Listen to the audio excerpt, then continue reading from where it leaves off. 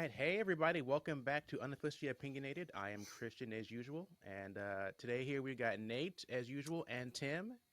And a special guest, Richard, is here with us. Welcome, Hello. Richard. So today we're going to be, Nice to be with yeah, you. thank you. So today we're going to be We talking try. about kind of the PhD life, what's that's been like for him, and kind of just more broadly around kind of the idea of the PhD and, is it valuable? But I guess before we get started, hey, Nate, so how'd you guys meet? Because I know you brought Richard on for us today. Yeah. Richard and I met in Geneva, right?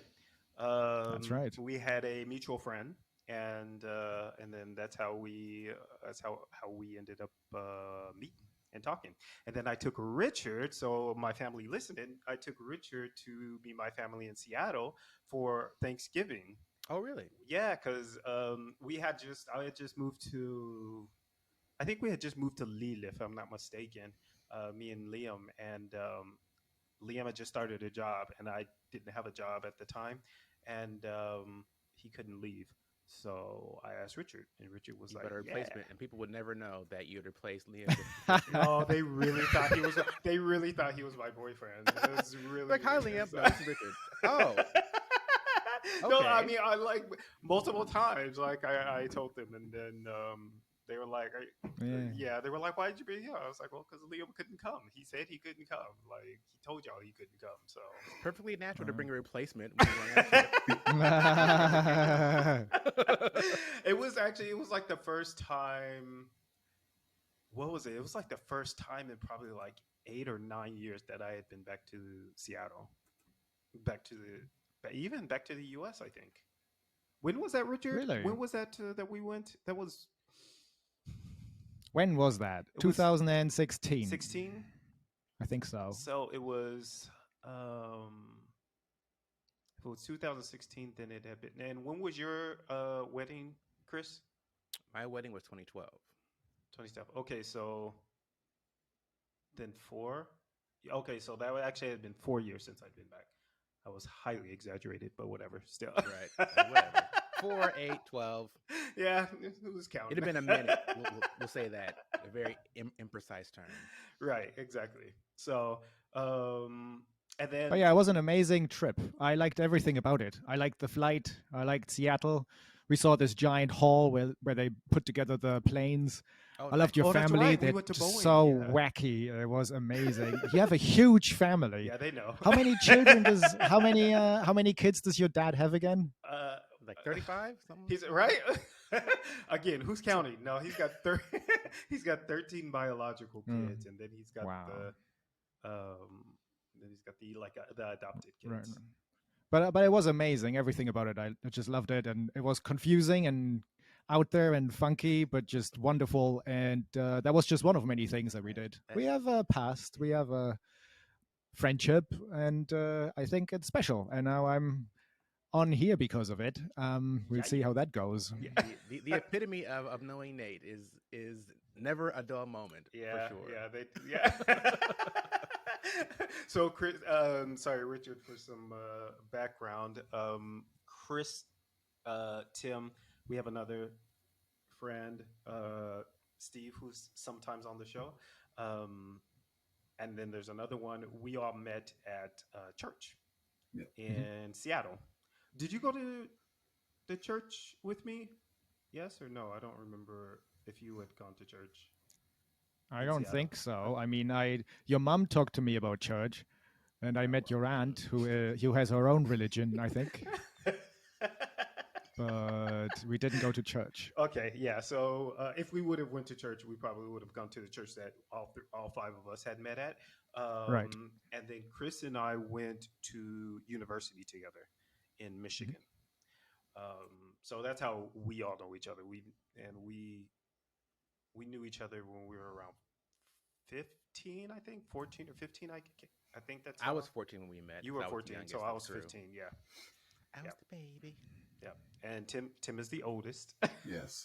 Mm. It's the daddy. beard. Exactly. You can see the wisdom. The Wisdom. in the beard. Yeah. So basically, yeah, that's how we all know each other. So All right. there you go. Except you've now left the faith. You're not as religious anymore. So Oh, by no means, no. I mean, I'm well, that religious, must yes, but not. that must I'm not in cause some the interesting discussions amongst in the yourselves. religion. Oh, that's, No, I don't think so. No, Did it? you don't talk about God and stuff. Oh, we Yeah, do, yes, we but do. we not. still do. Yeah, Yeah, it, we it do. keeps it We do. interesting Yeah, Okay. but for sure. do we actually? I don't know if we've actually really talked about like why I left. I guess maybe. I I don't think know. we have. I mean, I think in I a couple think me and podcasts you we've have. touched on it. Yeah, for I sure. don't think me and Tim have. Right? Good question. Good question, Richard. I don't know. Mm. I think we have. I don't. Yeah. Okay. Richard's digging deep today. He's like, so Oh, right. tell us about your childhood. Yeah, no, Sit back You're and not- We're all gonna be crying and off topic and Well, No, it you all brought up started child. with. so. No, religion is a very difficult and dangerous topic to talk about.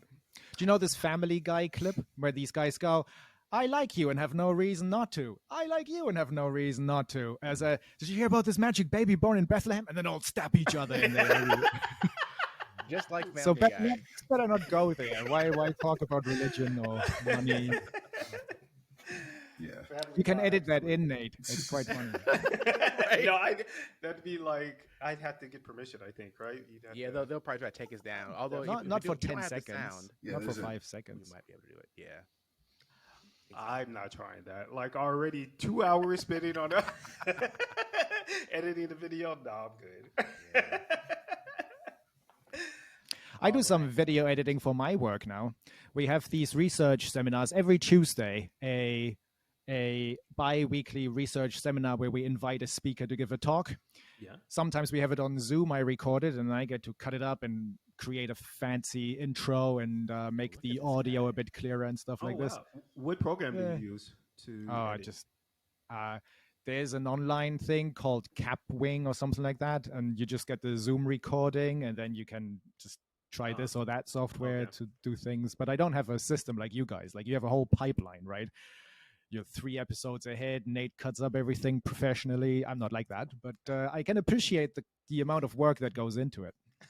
For sure. Yeah, it is a lot of work. It's a lot of work, and it's not something I had done previously. So I'm literally learning as I go. Yeah. So Yeah, and for the folks, I got a new computer now, so I Yes, he might be does. not might, I will be kind of helping Nate with the editing and maybe taking over here pretty soon. yeah, So. so that way I could take over the social media. Yeah, because my computer was like 7 years old or something, or 6 years old. It was just not up to snuff for doing No. video work. So Shameful. now Shame. we're gonna get in it. We're gonna get. We can edit that in as well from Game of Thrones. Shame. Yes. I didn't. I've only watched the first season, so. Oh, come on. You know what? That's a whole other podcast. All right, so let's dive into our topic for today. We've rambled enough. A good transition. So we really just want to kind of talk about, the PhD process and kind of how that's viewed today. So I guess Richard, kind of start us off with, as far as your PhD, what did you study and kind of how was that process for you? So I did my PhD in Geneva in linguistics. It took a couple of years, actually quite a long time. And the way this works is you have to do a master's degree first and then apply somewhere. And then if you're good enough, usually you find a supervisor who's interested in your topic and you get accepted. I got paid for it, which is nice. So it's basically like a job. Yeah, you teach a bit, you do some admin work, but mainly you have a lot of time for your research, which is really nice. You never have as much time for research ever again. Again, now that I have a job in academia, there's a lot of admin work and advising and stuff like this, writing reference letters, all sorts of nonsense. But when you're a PhD, generally you have a really good time. You're passionate about a topic and you're willing to invest a lot of time into it, become an expert at it, and just learn. It's fascinating to find things out. So it's definitely rewarding, I think, from an intellectual perspective. If you're, after, does it make sense today for your economic output, or I don't know how you would measure the value of a PhD, then I don't know. But for me and my personality, it was definitely the right thing because I'm quite curious. I'm a bit out there. I like to learn things and find things out. So I enjoyed it very much. I probably spent too many weekends in the office, just trying to work, but actually not getting done that much. But I think that's just me. I know lots of PhD students who actually have a very good social life and they're very happy. I just really took it very seriously and always wanted to, I don't know, work more on it or, become really good. Yeah. So I don't know. I What guess was your so question? how did you choose your topic? Because linguistics is pretty specific. What kind of drew you to that Oh wait, particular topic? first, like, what is your topic? Did you mention what your topic was? So for the viewers, tell the viewers My what your topic, your PhD was in. So I am what's called a historical linguist. So I study language change and how languages develop over time. And I wrote 3 case studies from the history of English on changes that happened, large changes, morphosyntactic changes, so not just sound changes or semantic changes, but big construction pattern-like changes. And I put those 3 case studies in my PhD, so it's a bit disjoint. I'm right now working on the last chapter, and that's going to be a book. Very cool. So I published the first chapter as a paper, and then the second chapter as a paper, which is going to come out this year. And then the last chapter is too big. It's too long for a paper. So the plan is to actually, turn this into a book. It's quite scary. There's a lot of work. I don't know if I can do it, but fingers crossed. Hopefully it can get done. Hopefully it can. That's awesome, actually. So, okay, just making sure I understand. So you did your 3 case studies, and that was enough to. That was what you would consider the first chapter. Is that correct? Or was No, that is that the PhD. that was the PhD, and then afterwards you started more research, which was this first and second chapter. Is that what you're saying? Because I think I kind of got lost in your timeline there. Oh, sorry. Well, I don't know. I finished my Right. PhD, right? And it had 3 Right. chapters in it. And then I published those sequentially. Oh, one I'm after sorry. Okay, another. I see. Except for the last one. The last chapter is still. But no, I've done other things in between. That's for sure. So I've not only done those 3 case studies. But it's a bit depressing that after all these years, I'm still not done with it. I'm so ready to move on. I just want to get this book out and never think about this topic ever again.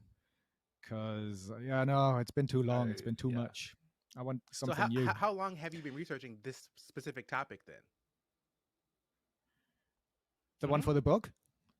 11 11 years. years. That is A So- good chunk of time. That's So when listen- I started. I know, it's silly. But it's not the only Right, thing. You just but sure, but sort that of one thing kind of repeats and comes up again. progressively working on it over time. I can see that. Okay, Yeah. but you're teaching, right? Is that, and are you teaching in the same field that you did your PhD in? Yeah. Yes, so pretty it's much. okay, I see. Okay. So that would be a little, if you're teaching about it, researching about it for 11 years and stuff like that, I could see the need to. Do you know what you would want to change into now for research purposes or whatever? Like other things you would. Yeah, the general topic is going to stay the Okay. same. That's what I do. That's what I'm Right. expert at. But I can do a lot of useful specific things. So, for instance, do you know Geoffrey Chaucer? Guy died 1400, which is very convenient as sort of a date. He's probably the most important Middle English poet. After Shakespeare, he's probably the second most important English author ever. But he was so important, and he has such a rich literature about him that people think everything after him, so after 1400, isn't very important. Like, people have described the 15th century as a barren land. Nothing interesting going on in literature. Basically, between 1400 and 1600, between Chaucer and Shakespeare, people think nothing has happened, everything is boring, it's terrible literature. But that's just nonsense. There is amazing stuff going on in the 15th century. It's only because of these literature people who don't see value in this that we don't have a lot of editions and material to work with, and then, we linguists suffer. So what I want to do is create a large corpus. There's a text collection of 15th century text and maybe go till 1550, because a lot of important things happen in the English language at that time. It's the end of the Middle Ages, America is discovered, feudalism ends, a lot of stuff happens, and that's reflected in the language. And that's important, I think. History is important. We should learn about these things. And so I can use my skills to build this corpus and study the changes at that time. It's basically what I do, right? Language change applied to a new topic or a new century or a new phenomenon. Okay. I like Okay. it. I mean, I would that's probably interesting. love to Yeah, and read there are all sorts of your things. book. There's I'm not. I don't study linguistics, right? But I do get hung up on like meaning and specific word usage. That's just kind of my thing in a bit, and I know it annoys certain people, especially my wife. But someday, maybe the podcast we'll get into. We had this years long debate over the word keep versus the word have and the context it was used.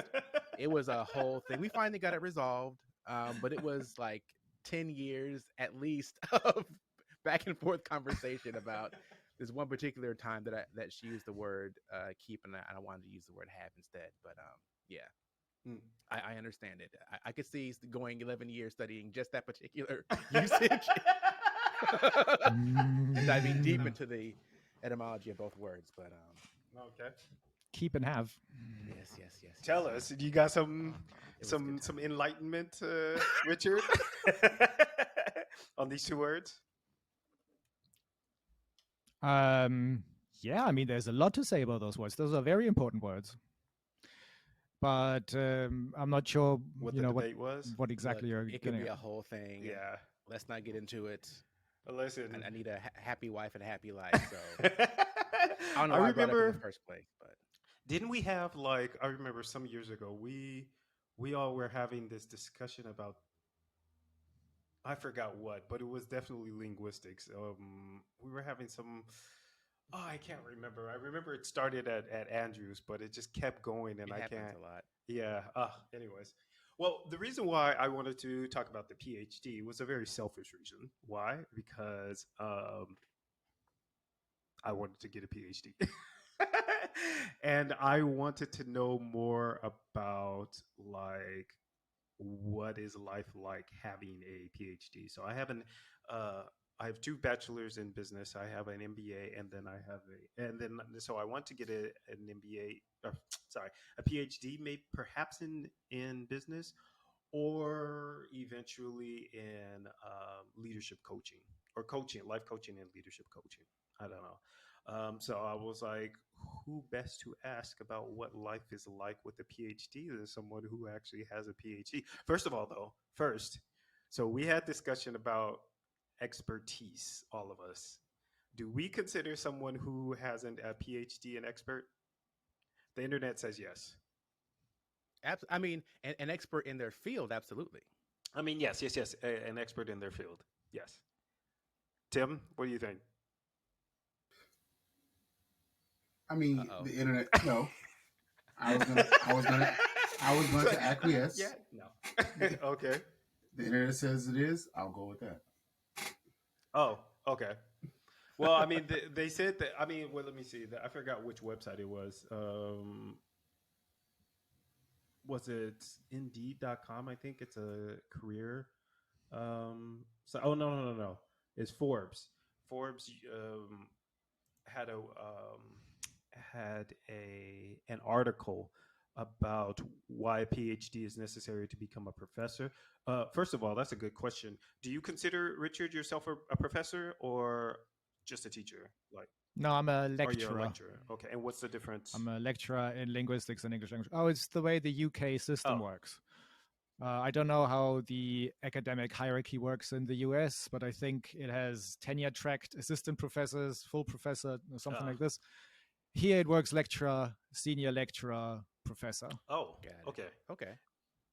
Okay. So that just means you have to be a lecturer for a certain amount of time before you get professor status. That's the only difference. Oh, you need promotion. Good luck getting it. It's not so Oh, easy. yeah? So is that based on typically like how much you've published and researched? That's very Yeah. important, yes. I mean, it's not so much the amount, but the importance. How often do you get cited? What impact have you generated? That sort of stuff. But publishing a lot obviously Right. helps. As you guys know from a podcast, you have to publish 40 to get Yeah, one with like exactly. 10,000 views. Yeah, it makes sense. Makes sense for sure. Yeah, so I'm curious.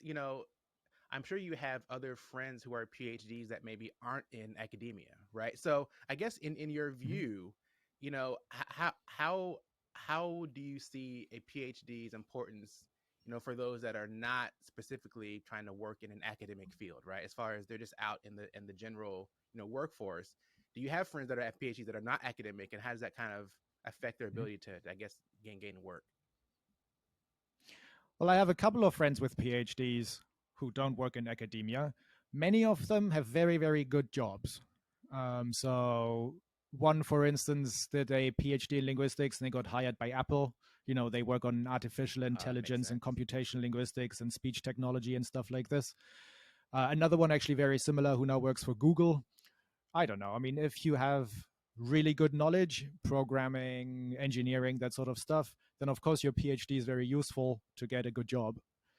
I have lots of other people who worked in academia first and then discovered, you know what, actually that's not for me.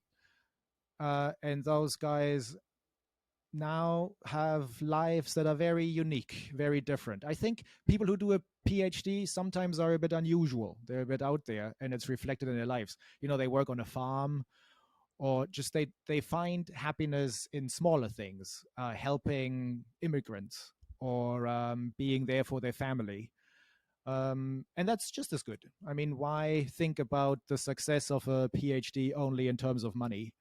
Yeah. And I think Steve Jobs famously took this course on calligraphy that then led him to design the Apple interface in a particular way. So you never really Right. know where your way takes you. So you start with a PhD and you think, is it important? Am I going to make money? Am I regarded as an expert? But that's not really the right way to think about it. It's the journey. You get to have time to learn about something in greater depth than anybody else. You have the chance to climb on top of the shoulders of giants and see further than them, to add a tiny little bit of knowledge to this immense body of knowledge we already have. And if that excites you, I think you should do it. And everything else, I don't know, seems a bit misguided perhaps. Yeah.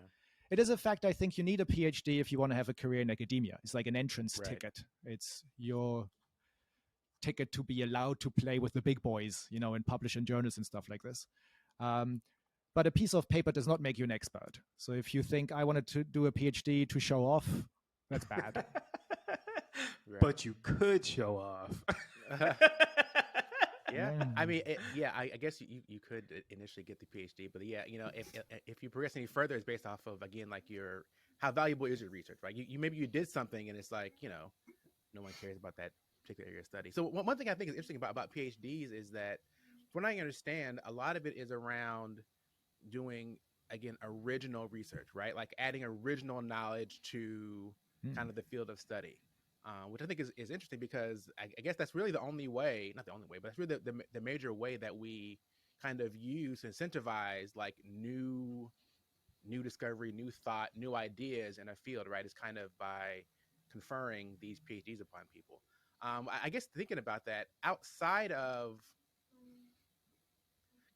wanting to do that, I guess to your point, Nate, do you have a desire to like further the study of a particular area, or were you looking at a PhD to kind of help you get into certain doors as far as your career? No, it's really about like what Rich was saying about expounding my understanding. I did do research to figure out if a PhD, like what the salary, um, kind of what the salary gap would be between someone, you know, without like a master's level without a PhD. Sorry, not master's level. That's confusing terms. But like someone who has the same job without a PhD, and then there's someone who has it with a PhD. But that's not the reason why I.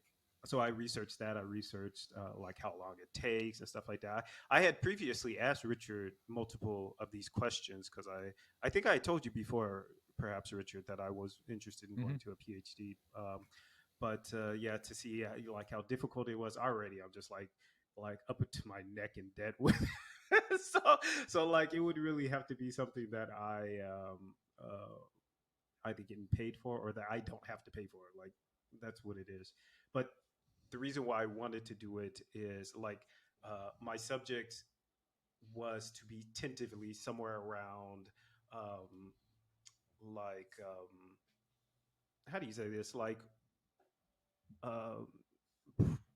I don't know how to really explain this, because like proper employee, um, I don't know, satisfaction, which can be related to business,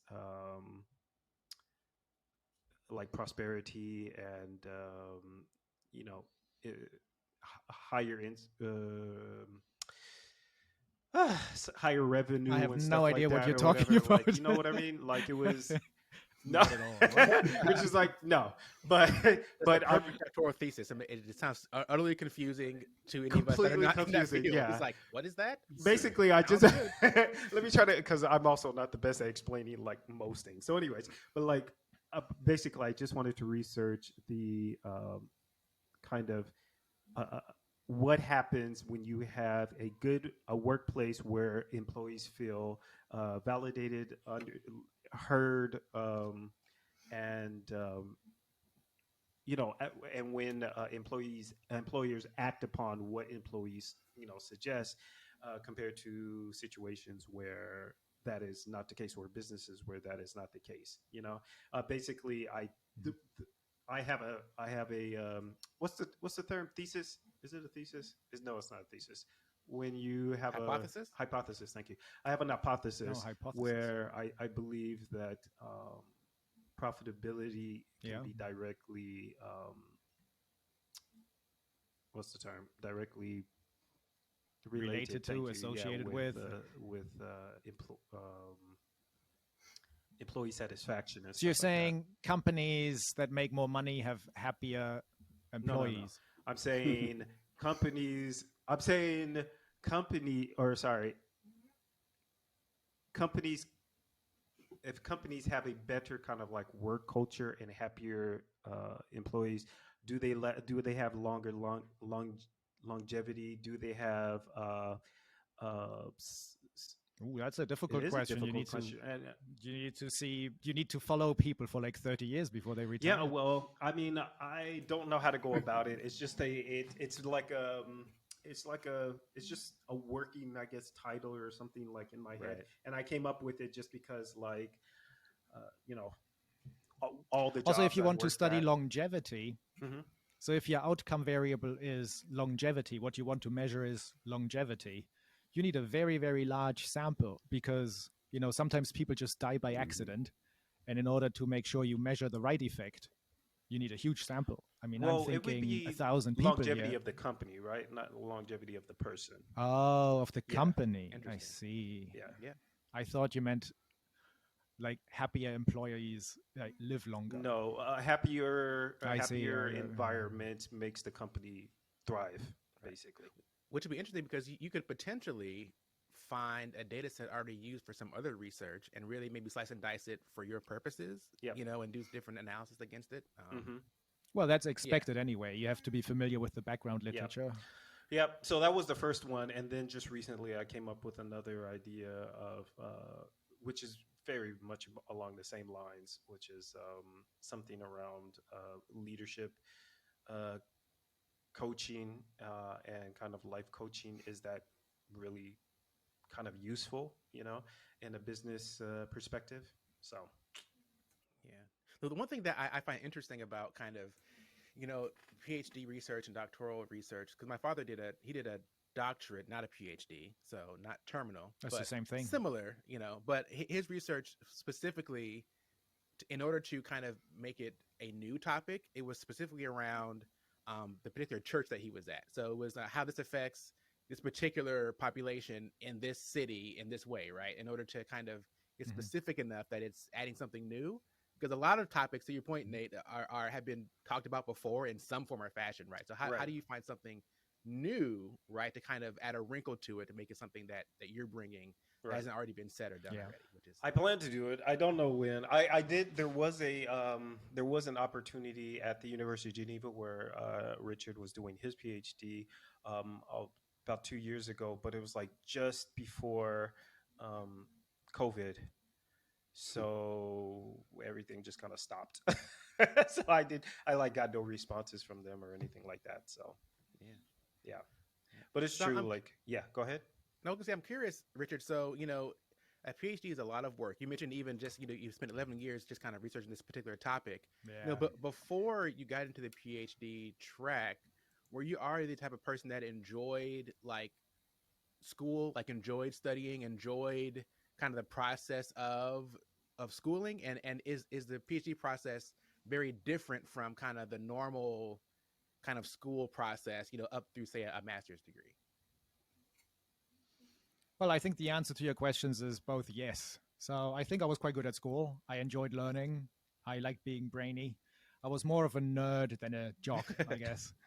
I never liked it. I always wanted to be cool and hang out with the cool kids. Well, Don't I was know? geek. I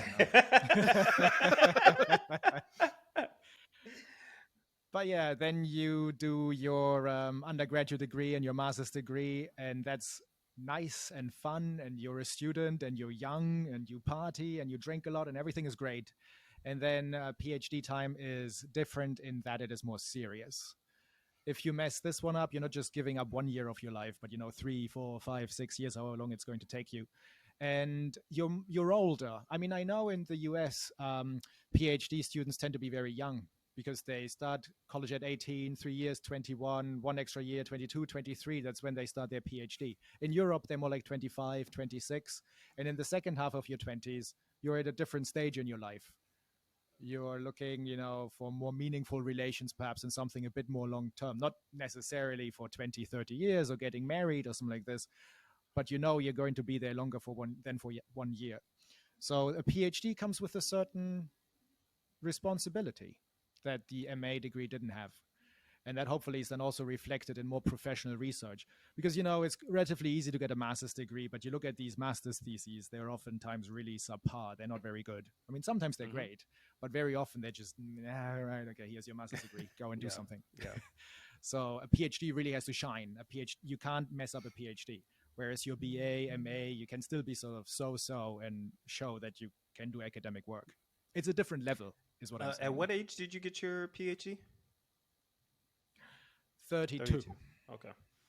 Yeah, I'm very old. I'm a tiny fish. I'm not a good scholar. guy. I mean, if you wanted to get a big shot professor on here, you should. They're very interesting. I think they might have a very interesting perspective on their own lives. But I'm a tiny fish in a huge sea. I have way too few publications, and I got very little done. I'm very late. You see all these people like 26, they have their PhD, 3 publications, bam, they're going to be the next big shot professors. I'm not like that. I'm just sort of a small lecturer, but I'm happy with it. I get to do what I love. I mean, it sounds like you're doing what you enjoy, and you found a way to get paid to get the PhD. So, you got paid to research what you love, and you get to teach and start research. To me, it sounds like, you've won, right? Because you're doing what you enjoy. Maybe you're not the big shot in your eyes, but it sounds like you're doing fulfilling work, right? And you're able to support yourself, which I know isn't always the case for many people that kind of pursue their dream and can't also like support themselves with that dream, Are you? Is no, that the a good dig things at me? about my work. Kidding. No. Sorry, Richard. What were you saying? I agree, yeah. The good things outweigh the bad things, and I'm grateful and happy that I have this sort of job. But there are also a lot of downsides. I mean, there is a lot of bad stuff going on too. It's not all just rosy and shiny. But overall, I'm happy doing what I'm doing. Very cool, very cool. So I'm curious, Tim. So let's just say, Tim, again, finance wasn't an issue. You were taken care of. What do you think you would enjoy studying if you could go do like a PhD in something? And you're getting paid, bills are paid. You just got to go just research something brand new. Oh, let's all guess. Let's make it a game. I imagine something around astrophysics or space. Yep. That would be. So his background, Richard, just so you don't have any, you're not just guessing blank here. So he's in currently security, cyber like security ish thing, right? Yeah. And he's very interested in like sci-fi, like Star Trek and stuff like that. So go. Wow. Okay, so that's Tim in 1 minute. No, wait, Richard's gonna guess. Oh. Wait, Richard's gonna guess. I'm gonna guess too. Oh, what were your guess? So Christian said astrophysics, and what did you say, didn't say Nate? anything. Let me see. I would say, Wait, Tim, what was your degree in? You, well, it was in cybersecurity as well. Cybersecurity. Yeah. Yeah, it was. I think something in tech. I would think.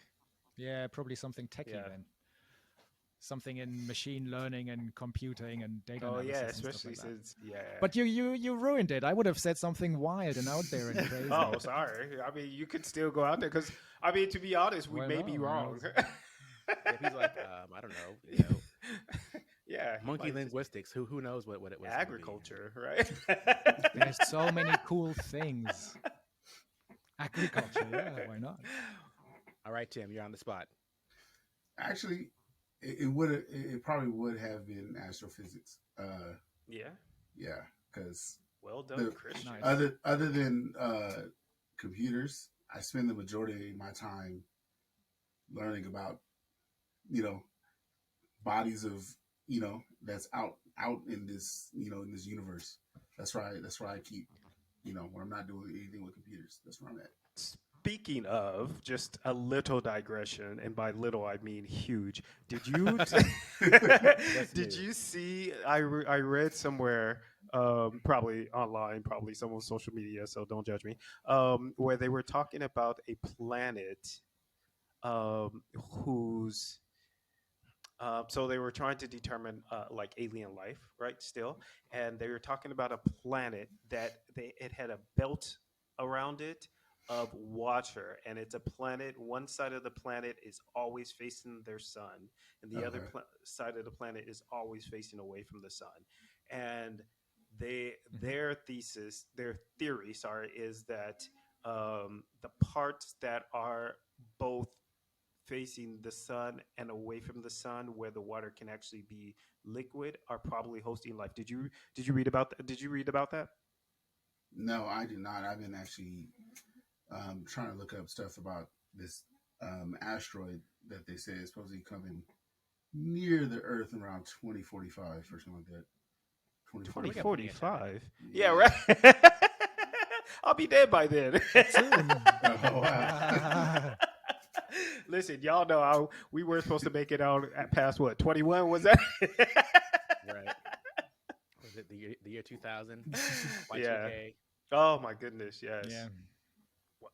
My goodness. But there are lots of stories like this. The physical models also predict planets that are made up of diamonds. Oh, what? Really? But it's all very fictional. Yeah. I mean, all sorts of things could theoretically exist. Mm.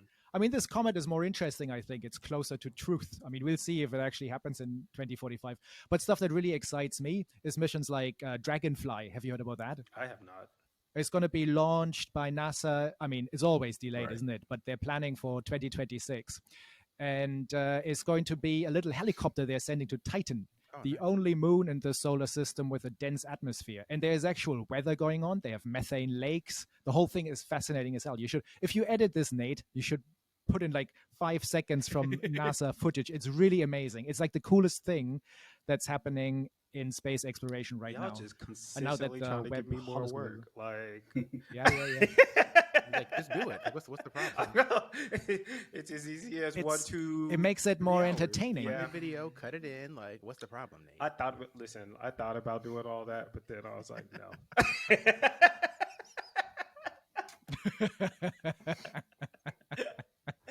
Okay, sorry for that digression, but Nate. I do love space, but not as much as Tim. But I do like it. So, Me too. I'm a space fan. I'm a science fan in general. Like when science news break, like the discovery of gravitational waves or stuff like this, excites me. I find it really cool. I guess it's because we linguists have a bit of physics envy. We want to be sciencey and professional like physicists, but we just deal with humans and language. And Said never we just measuring things precisely. these peons. So I'm curious, Richard. So can you think of a point where something really kind of sparked your interest in linguistics specifically? Is there a point, or was it kind of always there, or because I think it's an interesting field, but what kind of drew you to linguistics specifically as kind of an area of study? Yeah, and excuse me if I'm being too maybe not. Jeez, my French is just killing me. how to sensitive say in enough, I English. suppose. Yeah, right. Come on, dear. But but because your Sorry, which native word are you looking your for? native language Sensitive. isn't English, right? And you did No, I'm you're German. s- Yes. As as you I know, know, I yes, assumed I you knew did. that, but for everyone else, For all the listeners. yeah. So how is it When you that you edit got this, into? it should come earlier. No, it's gonna come right here. It'll be confusing. Like, who the high? What? Now it makes sense. He's And that's exactly German. what we want them to do to continue listening. So yeah, so how did you get into that? Wait, that was exactly what Christian just asked me. Well, I think his wrinkle was. I think he specifically is asking why you chose to study English specifically, right? But I mean, Oh. mine was more broad around linguistics in general. I think Nate's question is given German's your native language, what caused you to want Right. to study this specific case studies with English, right? Thank So, you, Chris. All right, Chris okay. is my translator, by the way.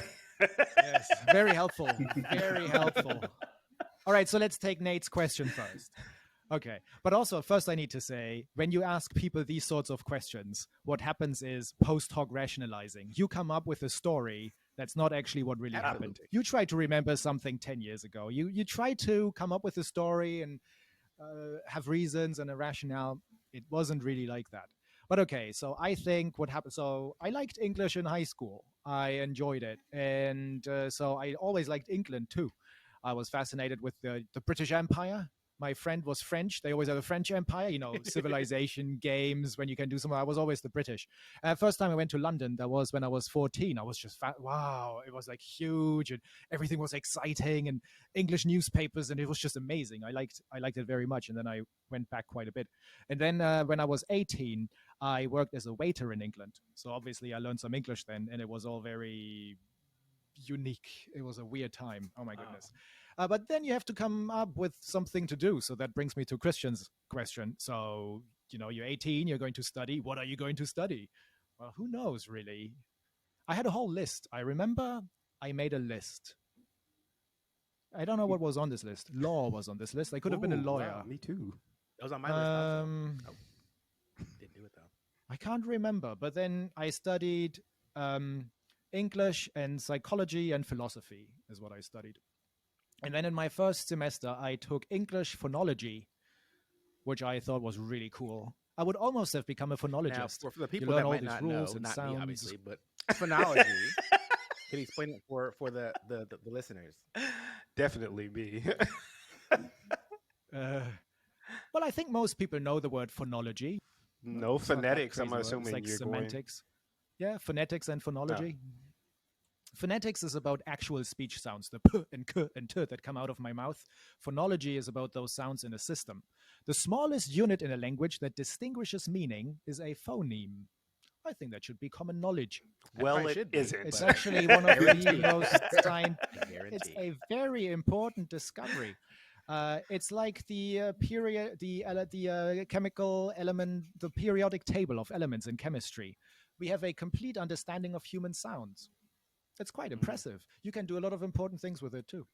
So I loved it. I thought it was brilliant. And then I took an introduction to linguistics. You learn about all the other areas, semantics and sentences and grammar and politeness and This is whatnot. so It's interesting very to rich. me. And so then I was hooked and I thought this is pretty cool. Then what really happened though is I wasn't quite happy enough with just English.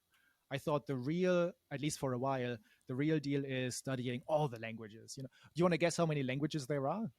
Oh, Well, that's a good question. that is a good question. Oof. 5,000. Of course, nobody can. 5,000 is excellent. Very good guess. Yeah, not bad.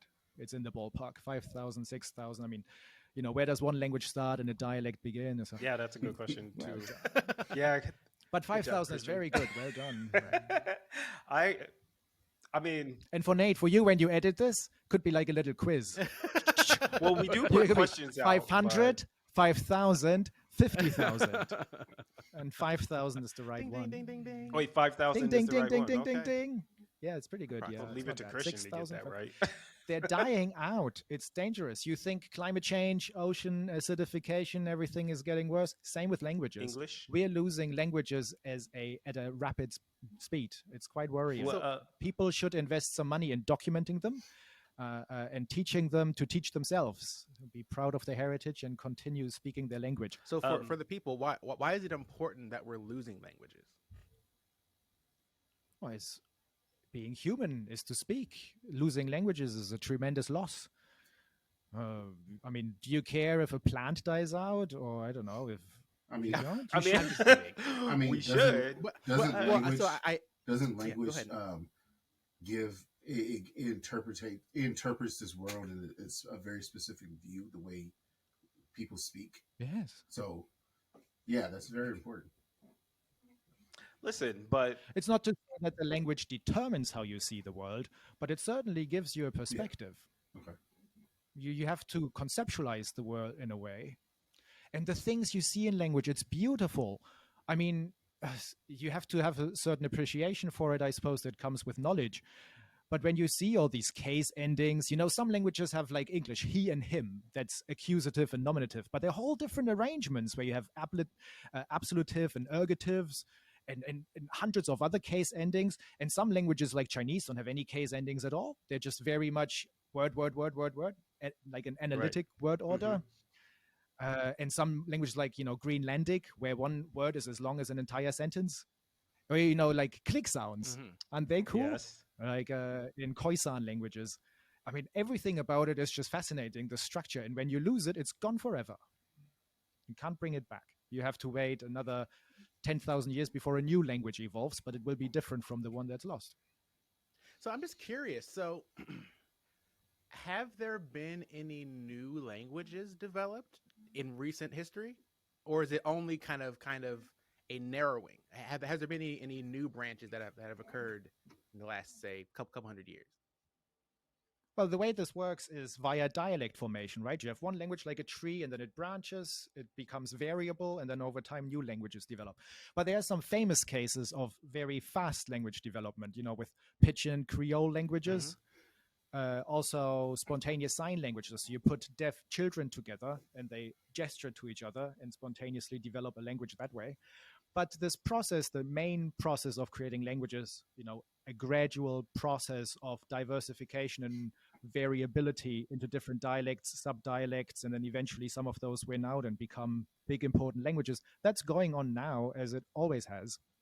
So there are processes of dialect leveling, where dialects disappear, and then at the same time, new ones emerge. So these people who say that over time, everybody's going to speak the same, or standard English is taking over everything, that's just not true. There's some truth to it in that we see a lot of dialect leveling right now. So for instance, in France, every village used to have its little dialect. Now everybody speaks standard French. That is certainly happening. But the normal processes of language development still apply. So I wouldn't be worried about that. Not too much anyway. This is so fascinating. I mean, just if you want to preserve languages, I also would be very interested in dialects. That also has value. The way your grandparents spoke or whatever. Right. That is, why not? Yeah, because I've actually always wanted to.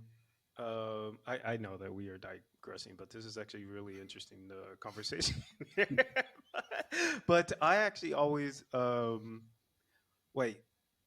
What's the difference between a dialect and a vernacular? Is that what the term is? Is that what that is? Yeah. So I use dialect to refer to different regions. Oh. So a diatopic variety, for instance, Southern American English is a dialect, or Canadian English or whatever. And then the vernacular contrasts with standard. So you have standard English, in dictionaries, on TV, codified, taught at school, and then everything how people actually talk. So that's the vernacular. But it's certainly true that vernacular and dialect go well together because regional varieties are often also substandard varieties. Right. Makes sense. So I guess, and a follow-on question, which I thought Nick was going to ask was, how does a dialect become what you would classify as a language? A dialect is essentially a language. So it's a gradual, a fuzzy distinction. There are dialects that cannot easily understand each other. For instance, in Norway, there's, I don't know how to pronounce this, riksmal and landsmal or something like this. Those are radically different. One cannot understand the other, but they're saying it's dialects of one language because they want to create Norwegian as a nation state. Whereas, for instance, Serbian and Croatian, they're basically the same language. They have no problems understanding each other. But instead of saying they're dialects, they want to say they are two different languages. Again, for political reasons, because Serbia and Croatia don't like each other very much. So oftentimes the distinction between dialect and language comes with nation states. And, there's this funny quote, something with, a language is a dialect with an army or something like this. Language is a dialect with a sword and an army. I like that. That's okay. But of course, I mean, there is some sense in the distinction. Just like, for instance, with animals, you want to say they're different species. Those cannot breed. They cannot create offspring. And that's like different languages. I mean, you tried, Russian and Swahili. Communication is impossible. Clearly, those are different languages. But sometimes they're like ring species or dialect continua. So they're a little bit different, but they can still communicate. For instance, Spanish or Portuguese or something like this. And then it's close. Is it a dialect? Is it a language? But the defining criterion should be mutual intelligibility. Got it. I like it. But the classification and the language has a lot of it plays a big role. So, for instance, the US. I mean, the US has great linguistics too. So there's a lot of work on this. And I'm not really an expert on it. But if you wanted someone else to come on your podcast to talk about it, I know a couple of really interesting people. But anyway. In the US, there's a tendency, I think, it's my opinion, to overemphasize differences. By and large, the really remarkable thing about the linguistic landscape in North America is its homogeneity. Never, ever in history has there been an entire continent from coast to coast where everybody could basically understand each other. There used to be thousands, maybe tens of thousands of languages spoken on this continent. And now that basically everybody speaks English, with some Quebecois French, but even those guys mostly speak English as a second language. Yes, the power of colonialism. Now that... I missed that. But yeah, I mean, now that we have this homogeneity, people are really keen to find differences. And they say, this is US English and this is Canadian English. As if it's a different. I mean, it's so similar. It is hard to tell I mean, you can tell the difference, but it is very hard to tell the difference, especially with certain words. But yeah. And that's a lot of the difference there is around accent, not so much like word differences. Yeah. Right. So yeah, I mean, granted, they do have their own expressions, right? Phrases or whatever that Americans would use. But I think it also has to do with sort of American culture to just celebrate all sorts of differences.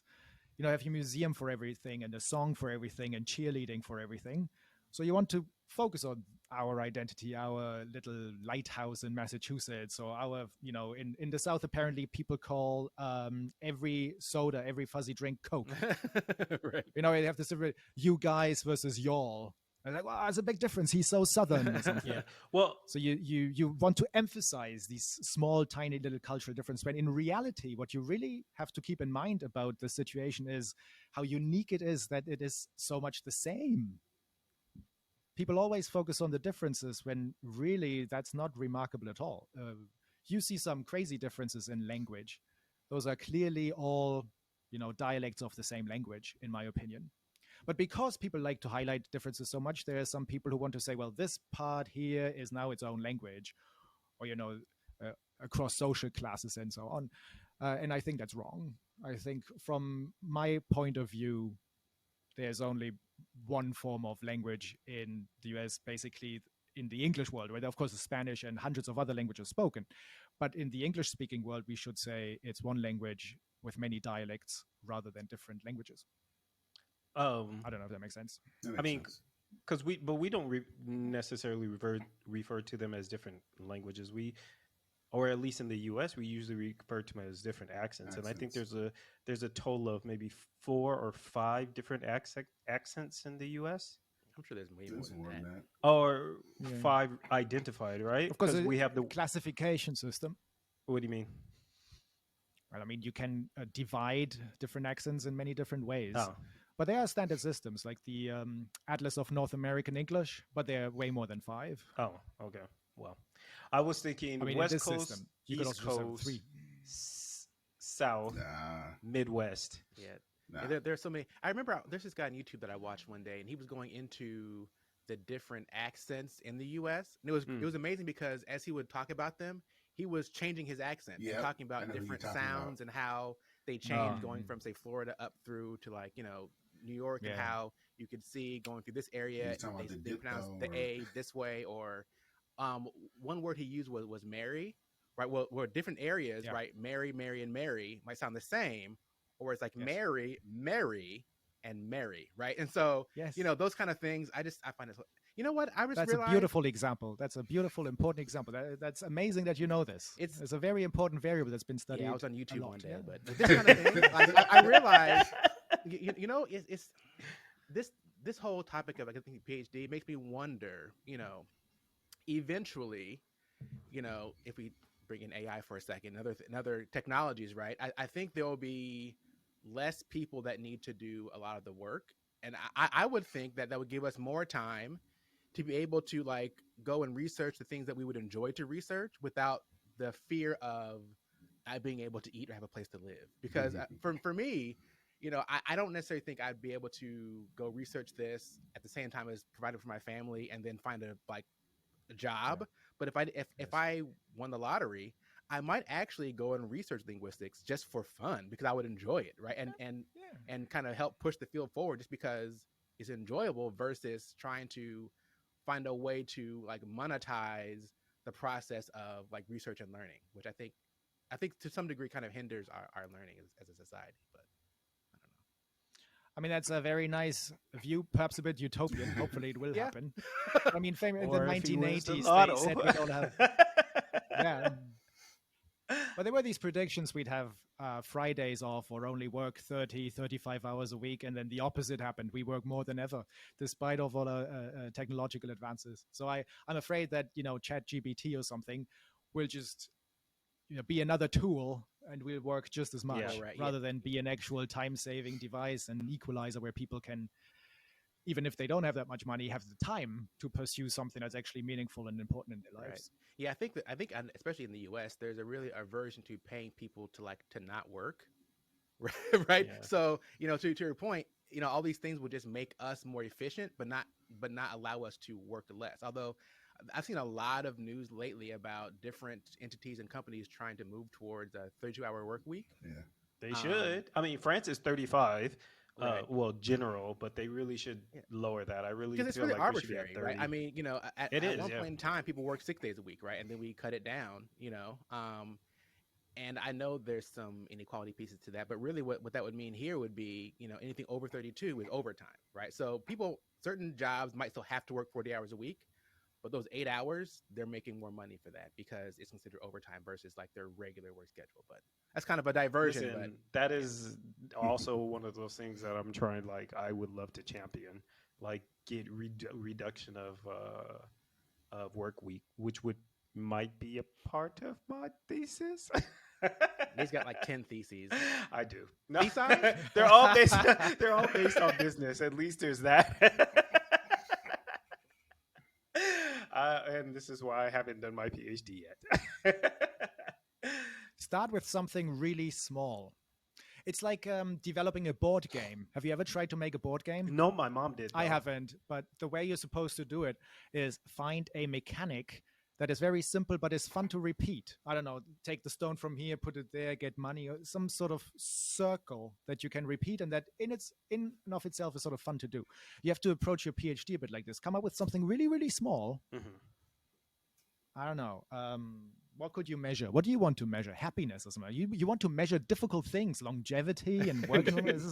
You have to find something really simple and start with that one little thing. Before Well, you know okay, it, so it very spirals simply, into something maybe bigger. if we're going to talk like really simple, see if I don't know, that's still complex. Sorry, I was just going to say, just see if a person that's happy sorry, if a business that has one happy employee is more profitable with the same Yeah, but I mean, you start business. out with concepts Well, like this is happiness. why I said it's do still you know complex. how difficult it is to measure Right. happiness? Yeah, but they do so they do have already measures. Like, for example, this previous job that I was Yeah. in, they did Uh-huh. they did win, I think, almost Europe wide. I believe they won best place to work sort of thing, and they had this one of their measures was All right. happiness or whatever. So Well, that's something to look at. Well, yeah, I mean, that goes back to language, right? Because you think about defining happiness, it yeah, also the context of, what society and where are you talking about that? Because one culture, the word happiness might mean something else, and the way they define it can be different Mhm. across. I was trying to remember. It was, oh man, there was some. I was listening to a podcast. They were talking about another language thing, and they were trying to describe. Um, they're trying to ask someone like how something made them feel or why they did something. It was something around like how something made them feel. Uh-huh. And when they asked the question, I think it was Japan or somewhere, they had a hard time answering the question because the premise of the question was so antithetical to their language that they didn't really even understand like how to answer the question because the premise of the question didn't even match the language, which I think was just very interesting. Wow, that's very interesting. What was that again? Maybe I should look into that. I'll try That to go sounds really find it someday. fascinating. Yeah, it was very interesting, but Another job for Nate. Nate, when you right. edit this, Go find here that. we want No. a clickable link. Right. That's interesting.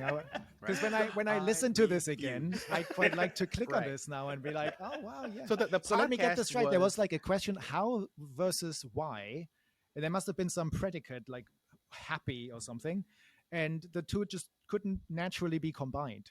Like in English, you cannot easily combine how with a negative phrase that follows. So I can say, how did you fix the car? Normal sentence. How didn't you fix the car? Like, you can say it, you can compute it, but it takes 10 times longer to understand what is meant. Like, how did I not do something? right. So you need to list all the ways that it has a complicated semantics. But you see, in English, that doesn't really naturally work. So maybe it's an interesting case like this, where you have a why. It's like, maybe in English, it wouldn't make much sense to say, why is a rainbow happy? Things just don't really combine. But in another culture, it might quite make sense to say a happy rainbow if you take a particular word for it. Mm-hmm. That's very Absolutely. interesting, yeah. Yes, I'll try to find the Hidden Brain. It was a Hidden Brain podcast, a particular episode. I'll try to find it though. I'll shoot it to you guys. It was I'll write interesting. it down. Hidden Brain Yes. podcast. And it's on YouTube, yeah? I sense more. I'm not sure if it's on YouTube. I Hidden know it's wherever Brain, you get isn't that podcasts, isn't that much part like of our NPR? podcast. It's I don't think it's. Is it NPR related? I think it's part of I NPR. don't know. Hidden Brain. That sounds familiar. It might be related to Look it up. NPR. Yeah. Yeah. Well, folks, I think we've hit a lull, which means we've discussed pretty thoroughly a multitude of topics. We talked about Yes. PhDs and language and space and all kinds of fun stuff. So, Richard, thank you so much for joining us today. It's been a Yes. It great was an honor to be conversation. with you, gentlemen. Thank you very much. Yeah. So I was know fun. you mentioned earlier that you had a website that you've got some stuff on. You want to talk a little bit about that? Yeah, of all the topics we've touched on, maybe the best website to mention would be www.spokencorpus.org. That's one of my websites. And since I talked a little bit about American English, maybe people find that website interesting. Spokencorpus.org. Let me see. I'm gonna type it up here. Very cool. Spoken Very cool. Corpus, CORPUS. Oops, CORPUS. Yes, CORPUS. .com.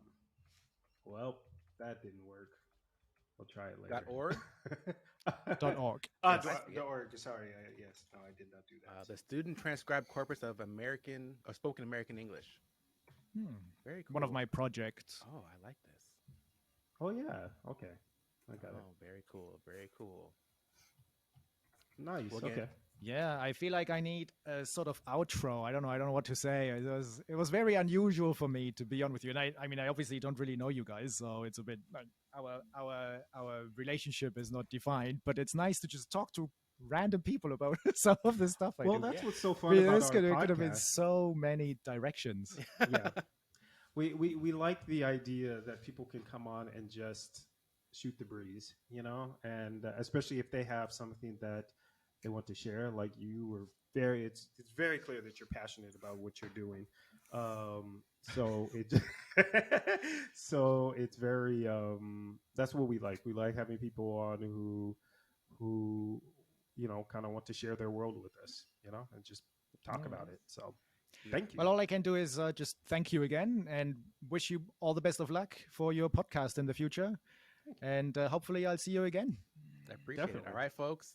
We've had Richard today talking about PhDs and linguistics. Don't forget to find us on all the socials. We're unofficially opinionated. Just go find us everywhere. We're all over the place. Thanks always to Nate King for our editing and all the audio. As you stuff. heard like a million times during this Yes, podcast. yes. A lot of hard work there. Thanks also always to Tim as well. Tim Brown does all of our graphical design. Thanks again to Jaden Moore. He does our intro, outro music as well. And I guess we'll catch you guys next time. Yep. All right. All right. Bye, Tim. Bye, Tim. Bye.